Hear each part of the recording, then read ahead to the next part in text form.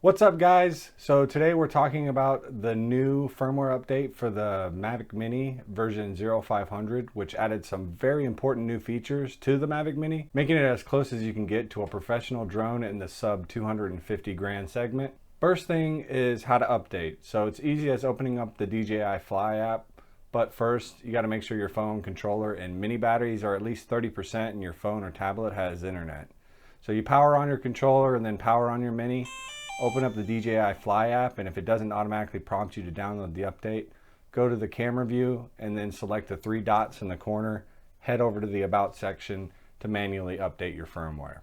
You can also update their firmware from DJI Assistant 2 for Mavic on your desktop computer. Wait for the update to complete. The Mini will power on and off a few times and the screen will wrap up and you will need to repower on the Mini. So a few of the new added features include optimized remote controller performance, which may require a calibration if the remote controller is beeping after the update. So don't be too alarmed if your controller begins to beep. There's also improved download speeds for video and photos to your device and improved flight stability in certain scenarios. The really big features added are close to professional features you can get in the sub 250 gram drone segment. So the first one is they added new frame rates, including 24 and 48 frames per second, with 24 frames per second being the standard for cinematic footage since the earliest days of cinema. 48 frames per second allows you to slow down the frame rate 50% for slow motion video.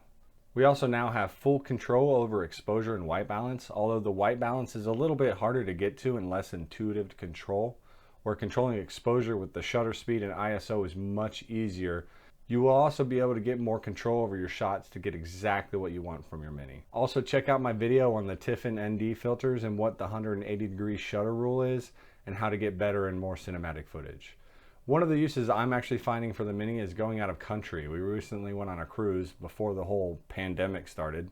And because of the sub 250 gram weight, we're actually allowed to take it to a lot of the islands and fly without any kind of permitting or licensing. Look for a video in the future about that. Although most islands are too windy to fly the Mini, which was the case on our cruise, but I felt a lot more secure and safe bringing it with me versus some of my more expensive drones.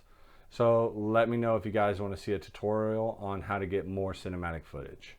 So that's it for now, guys. Thanks for watching. I'll see you next time.